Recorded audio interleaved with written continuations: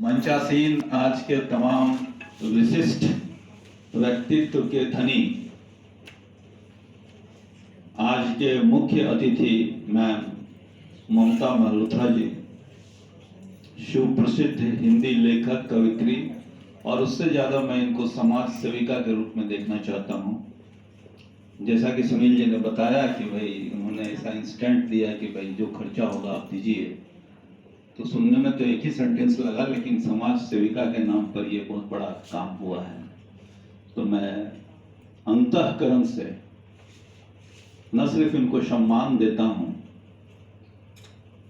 बल्कि मुबारकबाद और साधुवाद भी देता हूँ कि इस तरह का कार्य अगर वो करते रहेंगी तो औरतों के प्रति जो हौसला अफजाई होगी उसको मैपिंग नहीं किया जा सकता, उसको मापा नहीं जा सकता।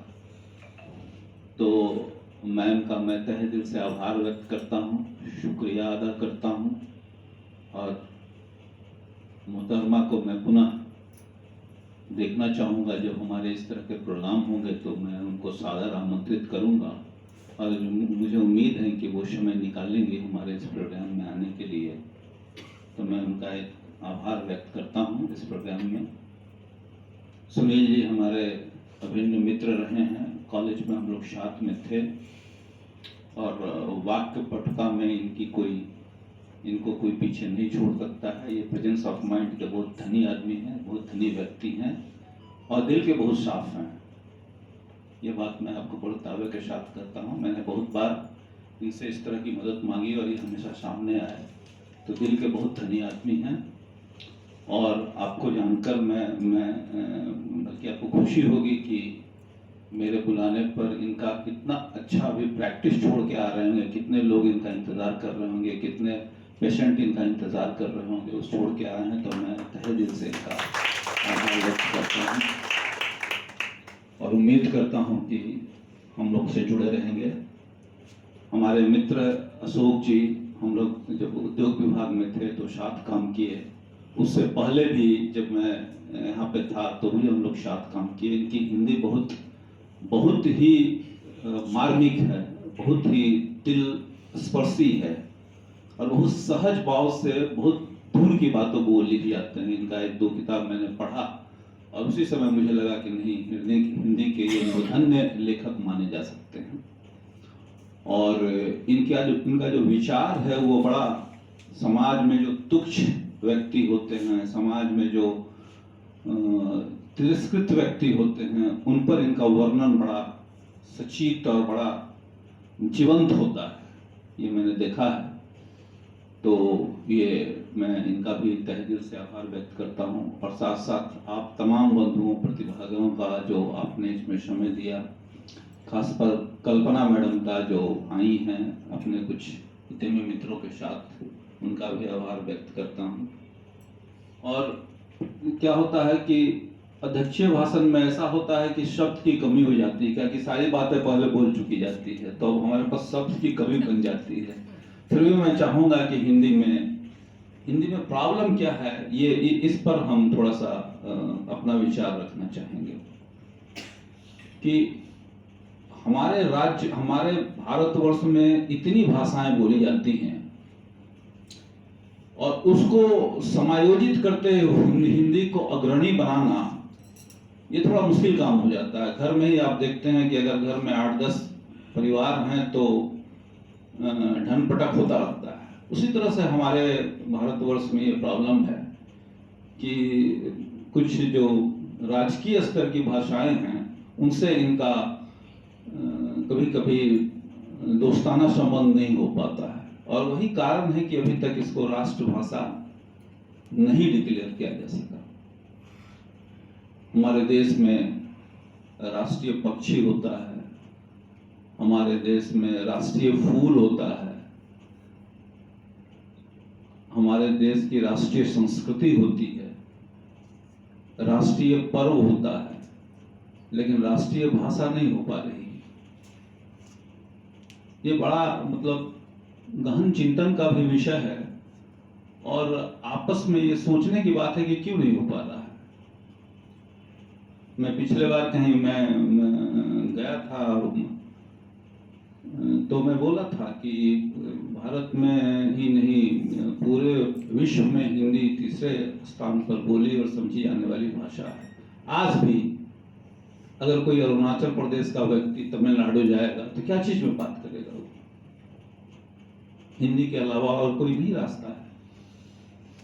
तमिलनाडु का व्यक्ति अगर केरला में जाएगा तो क्या चीज में, किस माध्यम से बात करेगा? हिंदी में बात करेगा। अंग्रेजी की बात छोड़ दीजिए। उसके बाद भी हिंदी को बड़े भाई की का अहमियत क्यों नहीं मिल पा रहा है? हमारे राष्ट्र में राजकीय भाषा का सम्मान है, लेकिन राष्ट्रीय भाषा होने का हकदार तो सिर्फ हिंदी ही रहता है। बड़ा भाई है ये। हमें राज्य के प्रत्येक भाषा से प्यार है, होना भी चाहिए। ये एक हार है जिसमें भिन्न भिन्न तरह के पुष्प जुड़े हुए हैं, लेकिन बीच में तो जो पुष्प रहेगा वो तो हिंदी ही रहेगा। वरना आप देख लीजिए, मुहतरमा बता रही थी कि 1 घंटा अगर हिंदी को रोक दिया जाए तो देश रुक जाएगा। बिल्कुल सही बात है, रुक जाएगा। आप महसूस करके देखिए। तो हमें यहाँ थोड़ा सा ज्यादा जीवंत होने की जरूरत है। हमें अपने बातों को ज्यादा परिलक्षित करने की जरूरत है और दृढ़ता के साथ। बार बार इस तरह की बातें सामने आ जाती है पॉलिटिकली रूप से कि हिंदी को राष्ट्रभाषा घोषित नहीं किया जा सकता है। इस पर एक गहन चिंतन करने का और एक दृढ़ निश्चय लेने की जरूरत है।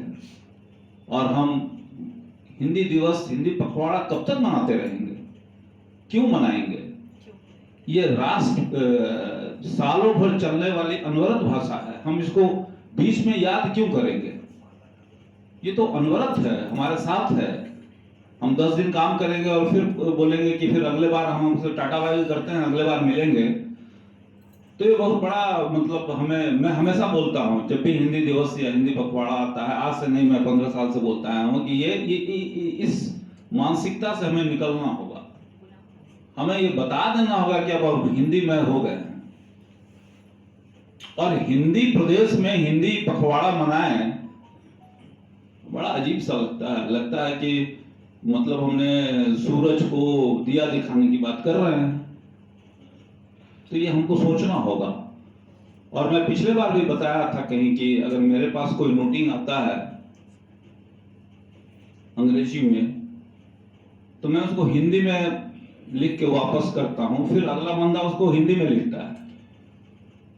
तो ये समझ में आती है बात कि भाई हिंदी में क्यों नहीं लिख पाते हैं?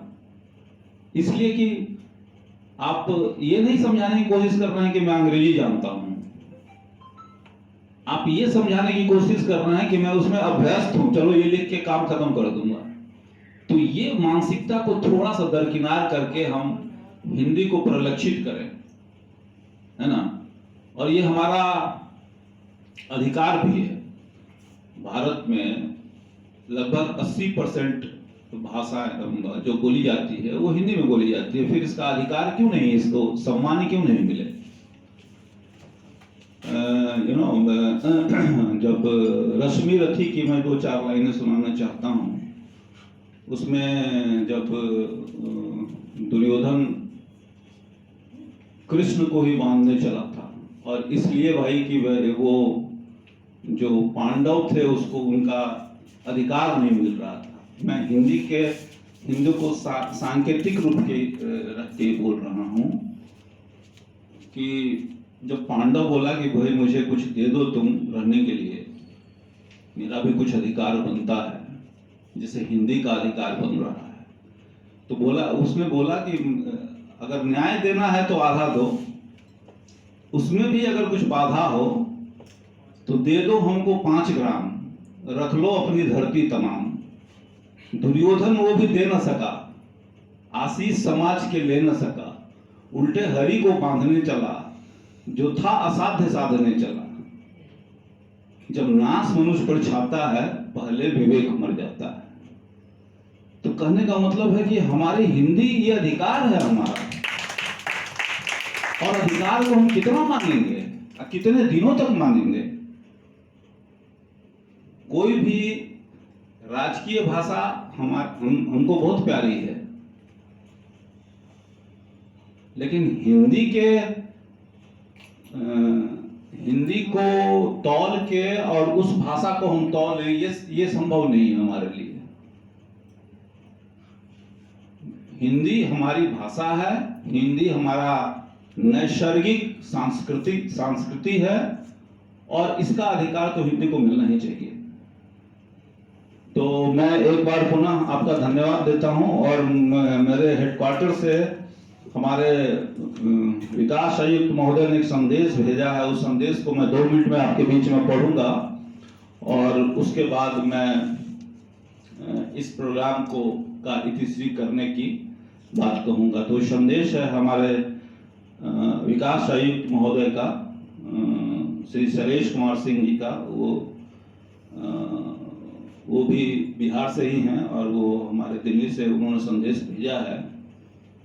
तो उनका संदेश है कि भारत बहुत सी भाषाओं और परंपराओं वाला देश है तथा यहाँ अनेक विविधताएं मौजूद हैं, लेकिन इन विविधताओं को एकता के सूत्र में बांधने के लिए बहुसंख्यक मान्य भाषा हिंदी है। यही कारण है कि भारत के संघ में काम काज के लिए 14 सितंबर 1949 को हिंदी राजभाषा के रूप में स्वीकार की गई, राष्ट्रभाषा के रूप में नहीं स्वीकार की गई। तभी से 14 सितंबर को हिंदी दिवस के रूप में मनाया जाता है। भारत में सूक्ष्म, लघु और मध्यम उद्यमों का व्यापक क्षेत्र है, और इसका परचम हर जगह पर व्याप्त है। इस तरह एमएसएमई क्षेत्र भी देश की अर्थव्यवस्था का प्रमुख आधार है। इन उद्यमों की प्रगति में सरकार की प्रमुख पहलों जैसे skill India, digital India, make in India, stand up India, startup India आदि की महत्वपूर्ण भूमिका है। देश में सूक्ष्म, लघु और मध्यम उद्यम तभी प्रगति कर पाएंगे जब हमारा मंत्रालय द्वारा की गई पहलों को उद्यमियों तथा उनकी भाषा में पहुंचाई जाए। देश में उद्यमियां जहां प्रत्युक्त भाषा के बारे में विचार करें, तो हिंदी बहुसंख्यक उद्यमियों की भाषा है। साथ ही यह भाषा अब देश के कोने कोने में बोली जाती है। इसके लिए हम मौलिक रूप से हिंदी लेखन को भी बढ़ावा देना चाहते हैं। भाषा में जो सहजता और सरलता मौलिकता से आती है, वो अनुवाद से नहीं होती, जैसा कि अशोक जी बता रहे थे। इसलिए हमें अनुवाद पर निर्भर रहने की बजाय स्वयं अपनी सरकारी कामकाज मूल रूप से हिंदी में ही करना चाहिए। हिंदी में कार्य करना कठिन नहीं है, ये बात बार बार कहा जा रहा है, इस पर हम लोग को ध्यान देना चाहिए। हम सभी लोगों के प्रयास और दृढ़ इच्छा शक्ति पर निर्भर करता है। मैं आजादी के 75 वर्ष पूर्व होने के उपलक्ष्य में आयोजित अमृत महोत्सव के अवसर पर संगठन के सभी अधिकारियों और कर्मचारियों का आह्वान करता हूं कि वो अपने रोजमर्रा के सभी सरकारी कामकाज हिंदी में ही करें, और अन्य लोगों को भी ऐसा करने के लिए प्रेरित करें।